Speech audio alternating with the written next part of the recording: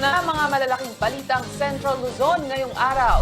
Nagkapalit na bangkay sa Our Lady of Mount Carmel Medical Center, inihatid na sa huling hantungan. Red Tide season sa Bataan, pinaghahandaan ng PFAR.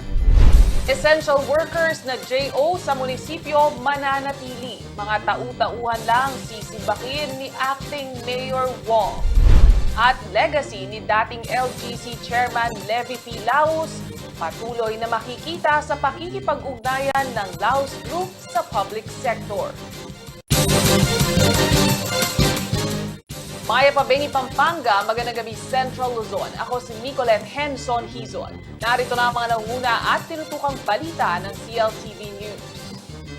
Itinuring ng Octa Research Team na very high-risk area para sa COVID-19 ang bayan ng Mariveles sa Bataan.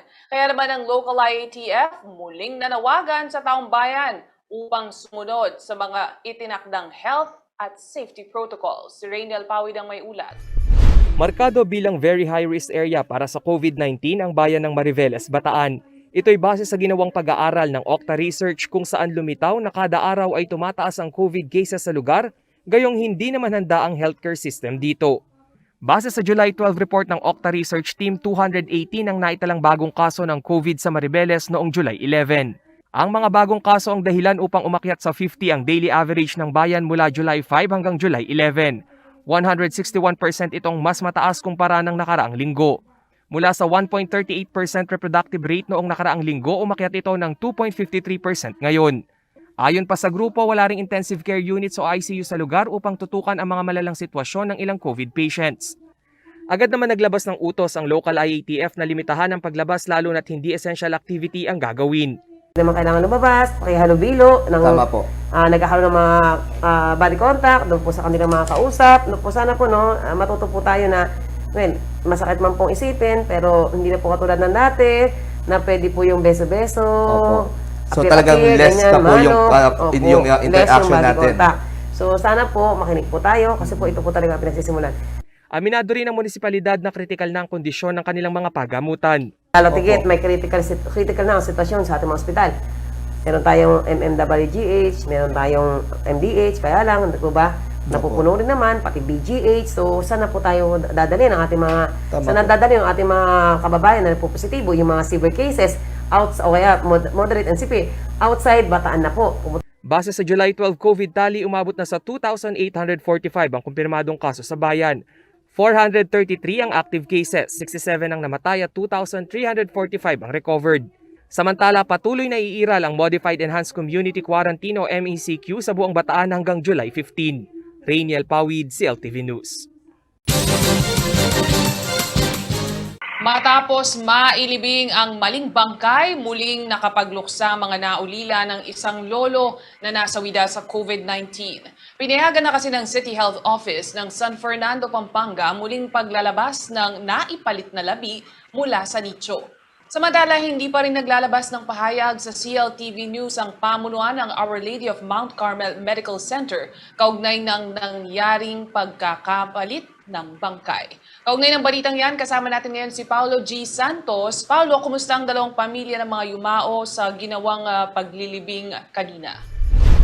Nicolette, paglilinaw lang sa mga oras na to as of 3:57 ng hapon, hindi pa lubusang natatapos itong aberya dito sa nagpapalit na bangkay. Pero bigyan ko lang kayo ng update. Ganap nga na alas 2 ng hapon, ngayong July 13, inaprubahan ng City Health Office ng siyudad ng San Fernando yung exhumation permit o yung paghukay, Nicolette, ng nito ni Lolo Benigno Pasion. Ito yung 75 years old na COVID positive, na kung saan nga inilagay ang katawan ng sumakabilang buhay naman na doon dapat sa nicho na ni Lolo Pasion. Ito namang nasawi na si Imelda Rome. Ayon kay Dan Imana, ang opisyal ng City Health Office ng siyudad ng San Fernando, na siyang nangangasiwa naman sa mga COVID-19 patient na nasasawi, ito raw yung protocol. Kailangan muna talaga ng permit kung ito ay huhukayin muli upang maitama na rin umano yung proseso sa pagpapalibing ng napagpalit na bangkay ng magkabilang partido nitong July 10 nga sa morgue ng Our Lady of Mount Carmel Medical Center. Tumanggi munang magbigay Nicolette ng pahayag itong City Health Office sa pag-usisa ng CLTV News Team kung saan nagkamali ang ospital at gayon na rin itong mga tauhan ng funeral service na kinuha ng pamilya. Bilang Commander-in-Chief naman sa COVID-19 response dito sa ating lalawigan, tinanong natin si Governor Dennis Delta Pineda kung sa mga ganitong kaso, anong magiging tugon ng Pampanga Provincial Health Office. Ang tiniyak lang niya sa atin, Nicolette, hindi dapat magbayad itong pamilya dito sa abalang inabot nila sa pamunuan ng Mount Carmel Hospital. At sa ngayon nga, ang malinaw na impormasyon na ating nakuha both sides sa family ay libre itong o isosoole yung bayad na kinuha nitong pamilya ni Lolo Pasyon, habang ito namang pamilya ng nasawi na si Imelda Rome ay binili pa ng isang bahagi ng lupa dito sa Eternal Peace sa sementeryo sa Sindalan na siyudad ng San Fernando, Pampanga para ilaan yung mga labi. Pero ito ang problema ngayon, Nicolette, kung tatanungin mo ako, nailibing na ba as of 4 p.m. mga kaibigan? Hindi pa po. Ang issue ng magkabilang kampo na inaabangan naman natin dito kung sinong opisyales sa lokal na pamahalaan ang mamamagitan, dahil ang gusto ko, mga kaibigan, nitong pamilya ni Imelda Rome, dahil sa inabot nitong aberya, gusto nila buksan yung body bag para masigurado na bago ilalagay dun sa huling hantungan, natitiyak nilang kamag-anak. Kaya lang, ang sinasabi naman nitong mga sepulturero at pamunuan nitong Eternal Peace Cemetery dito sa Sindalan, ay kanila muna umanong pag-aaralan ito dahil wala ito sa napag-usapan.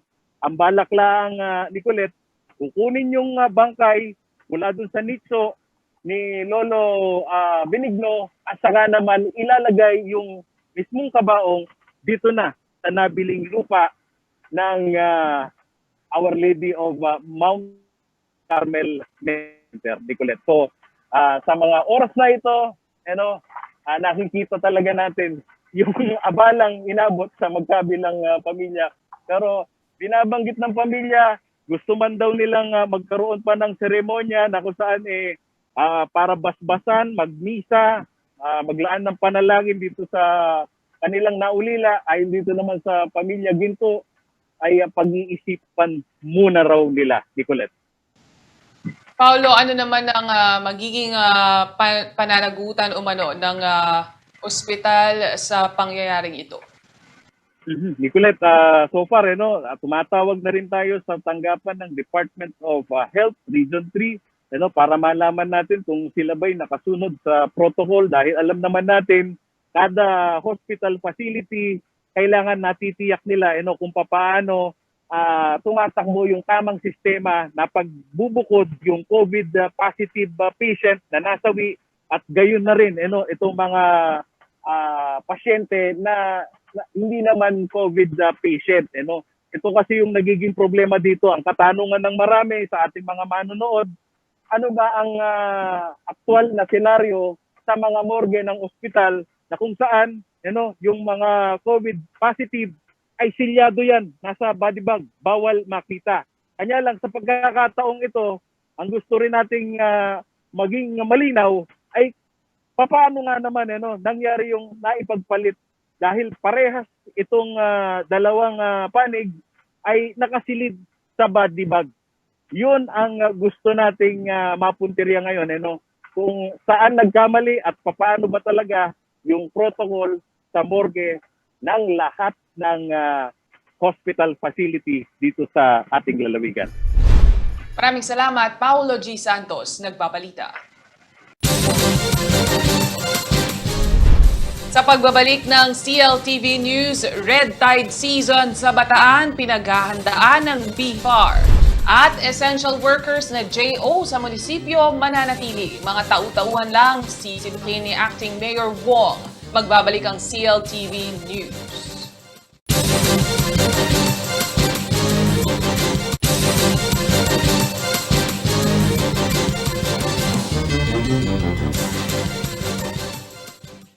Nagbabalik ang CLTV News at sa iba pang mga nangunang balita. Sa nakalipas na 3 taon, naging pattern na sa provincial waters ng Bataan ang pagkakaroon ng red tide tuwing papasok ang per months.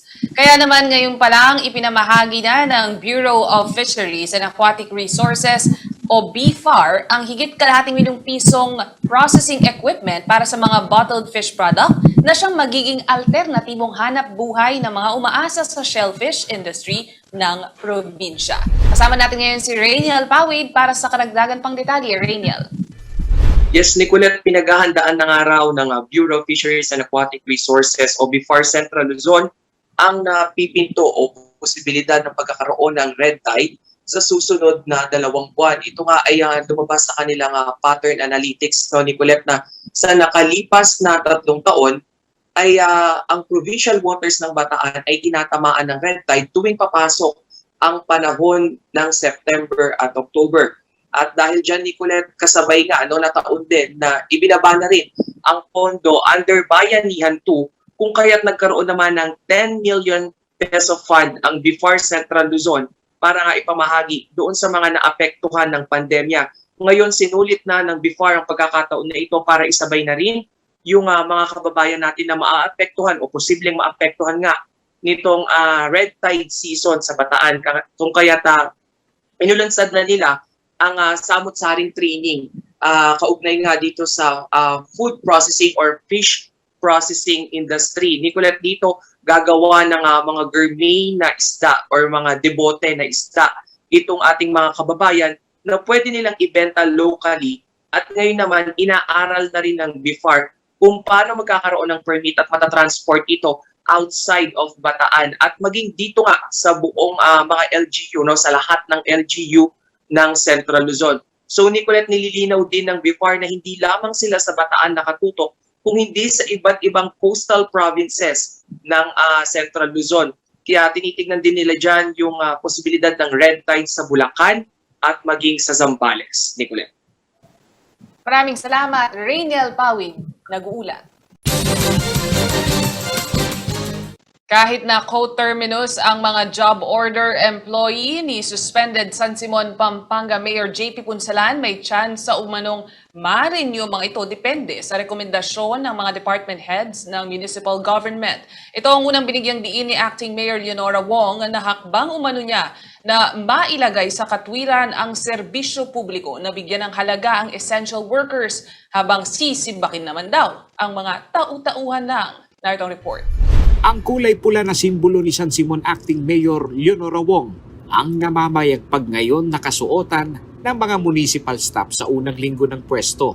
Makaraang maisilbi ang 6 na buwan na suspension order kay Mayor Abundio JP Punsalan Jr. at ilang konsehal ng bayan. Mula sa physical arrangement ng opisina, nadatnan pa ng CLTV News Team ang pagbaklas ng heavy tinted na salamin na nooy divider lamang ng tanggapan ng municipal administrator na ngayoy ginawang extension ng tanggapan ni Mayora Wong.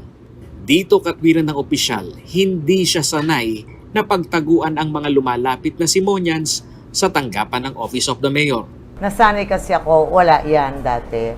Para yung service tuloy-tuloy ng mga tao. So ngayon, pinatanggal ko yung tin, pero yung glass sayang naman, nandyan na yan. Pero yung tin, para naman nakikita ko kung anong nangyayari sa labas. At pag dumating yung tao, na-actionan ko na, makita ko pa lang sa labas, may mautusan na ako kaysa maghintay sila. Sinabi ni Wong na sa pagbaba sa pwesto ni Mayor JP Punsalan, napanood niya ang daing ng alkalde sa kalagayan ng mga contract of service o job order ng municipal government ng San Simon. Kaya kahit na co-terminus ang mga yun, ay may tiyan sa umanong ma-renew ang kontrata ng mga ito upang hindi masabing pamumulitika at kampihan ang kanyang pamantayan. Yun nga lamang, ang pagsala ay kung ito'y essential workers na irerekomenda naman ng department heads at sisibakin naman anya ang mga tau-tauhan lamang sa municipal hall. Siyempre, may mga tenga ko dyan, may mata ko dyan. Pag sinabi daw, ma'am, ito masipag yun. Then, I believe them.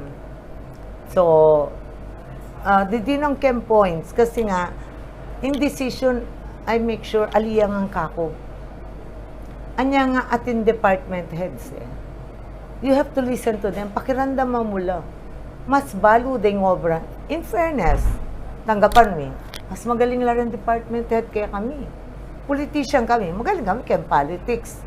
Alinsunod sa atas ng Department of the Interior and Local Government o DILG at ng Provincial Government ng Pampanga na mga barangay health workers o BHW na nagsanay na sa COVID-19 response ng lokal na pamahalaan ang higit na bibigyan ng allotment sa hanay ng contract of service ng San Simon Government ayon kay Wong. Di hamak umanong may silbi ito kaysa sa mga supporters na sulsul lamang sa politika. Kailangan nila ito dahil na-trained na. So for me, reasonable, kung magti-train pa kami ng bago, yun nga sinasabi natin, disruption, yung maputol yung serbisyo, ayaw nating mangyari. So ngayon, call ngayon ng mga department heads. Sa rules of succession na ang direktang nakinabang ay si Vice Mayor Wong dahil sa asunto na ikinasuspindi ni Mayor JP Punsalan, naging malaman ang birada ng tumatayong alkalde ngayon ng San Simon. Well, I choose my battle, I make sure I win. So I don't pick a battle that I don't win. Samantala, kapuna-puna naman na sa unang sumalubong ng pagbati sa unang linggo ni Acting Mayor Wong ay ang mga petitioner ni Mayor JP Punsalan sa kasong ikinasuspindi nito dahil sa paanumalyang pagbili ng lupa na malapit sa munisipyo. Diretsahang tinanong ng CLTV News kung anong relasyon ng mga ito kay Wong. Git nila, hindi umano sila tuta ni Wong at kung tawagin pa ang kanilang grupo ay Save San Simon Movement. Actually, paano kaming magiging tuta? Iba-iba yung pinanggalingan naming anong tawag dito? Political hindi kami magkakasama sa isang tao lang na para maging suportahan sa politika niya. Iba-iba po ang pinanggalingan namin. And at the same time, hindi nakialam ang Vice Mayor sa laban namin. Talagang napakahirap ng laban namin. Paulo G. Santos, CLTV News. Sa pagbabalik ng CLTV News, legacy ni dating LGC Chairman Levy P. Laus patuloy na makikita sa pakikipag-ugnayan ng Laus Group sa public sector. Magbabalik ang CLTV News.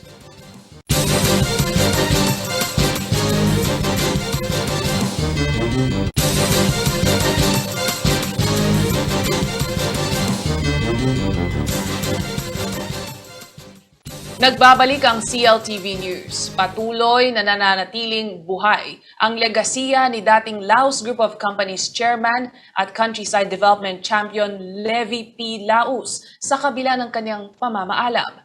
Isang halimbawa dito ang partnership ng Laus Group of Companies at ng City Government ng San Fernando, Pampanga para tugunan ang krisis na dulot ng pandemya. Nitong Martes, binuksan na ang LGC Event Center bilang mega vaccination site ng lungsod. Isang paraan upang mapabilis ang vaccine rollout. Narito ang report. Ang legacy ng sumakabilang buhay na Kapampangan business leader at Countryside Development Champion na si Levy P. Laus, hindi lamang sa panahon noon ng pagputok ng Bulkang Pinatubo at iba't ibang disaster response ng Laus Group of Companies o LGC sa Central Luzon nakikita, kundi magpahanggang ngayon tulad ng pandemya. Makikita ang all-out support ng Laus Group of Companies sa vaccination rollout ng siyudad ng San Fernando. Malaking bagay umano ang pagpapahiram ng LGC Event Center para gawing mega vaccination site ayon kay City of San Fernando Councilor BJ Lagman. With our partnership with the private sector, especially the Laos Group, no, na they're very generous to lend us their facility. Sabi ko nga, ganitong pagkakataon that we miss the late Levy Laos. Mula alas 6 pa lamang umano ng umaga na itulak na ang rollout ng vaccination program ng City Health Office na tinarget ang halos 2,500 na Fernandino. Dito paniwala ng lokal na pamahalaan na ang maluwag na pasilidad ay akma para gawing mega vaccination site sakaling lumaki pa ang deployment ng bakuna sa lokal na pamahalaan na galing sa national government. 2,500 second dose sa ating mga kasyudad dito sa San Fernando. And ito ho yung isa sa mga preparation, no, para sa pagdating ng maraming bakuna, no. Ideal umano ang higit 2,000 kada araw na na-administer na bakuna sa syudad ng San Fernando para agad na makuha ang herd immunity. Sa ngayon ay nasa 16% na umano sa 232,000 na target o 70% na populasyon ng syudad ng San Fernando ang nababakunahan. Sa kumpirmasyon ni Dr. Iris Rose Muñoz, Rural Health Physician ng syudad ng San Fernando, ang inaasam na maligayang Pasko ng Fernandino o population protection ay nakadepende pa rin sa deployment ng bakuna. Sir, hindi lang po San Fernando nagmumroblema ngayon, actually pati national. Naghihintay pa rin po tayo ng allocation from the national dahil nga based po from the NVOC meeting na daily nagro-roll out, yung supply po, specifically yung Sinovac po, is nagkakaroon ng problem sa production sa other country. So doon tayo na-pause bigla. Kaya kung napansin po natin, yung last week natin, na-stop po yung mga pagja-job natin ng first dose. Malaking numero ang 2,000 na nababakunahan ayon kay Dr. Muñoz. Kaya naman advantage daw na may alfresco setup ang venue. Sa pagtugon umano ng LGC sa kanilang kahilingan na magkaroon ng extension sakaling lumaki pa ang deployment ng bakuna, ay lubos na makatutulong sa takbo ng vaccination program ng lokal na pamahalaan. So, although naman po ang laos na if ever darating din yung araw na kailanganin ulit namin yung malaking venue, they're open naman again for the partnership with the city po. Ikinatuwa naman ng ilang nagpabakuna ang pagkakaroon ng bagong venue dahil mas komportable raw sila at hindi maalinsangan ng pasilidad. Ganda yung facility dito. Tsaka nakaka-excite dahil second dose nito eh. Paalala naman ng lokal na pamahalaan ng San Fernando, tiyakin na may schedule na bago magtungo sa vaccination site para maiwasan ang siksikan at mapanatili ang kaayusan. Paulo G. Santos, CLTV News. At yan ang mga balitang nakalap ng CLTV News. Para sa karagdagan pang detalye, maaari niyong i-follow ang aming social media pages at CLTV36Official, at CLTV36News, at CLTV36. Kung nais nyo balikan ang mga programa ng CLTV, maaari niyong bisitahin ang aming YouTube channel at CLTV36Official at ang aming website, www.cltv36.tv. Kasama ang buong puwersa ng CLTV News and Current Affairs. Ako si Nicolette Henson Hizon. Maraming salamat at magandang gabi.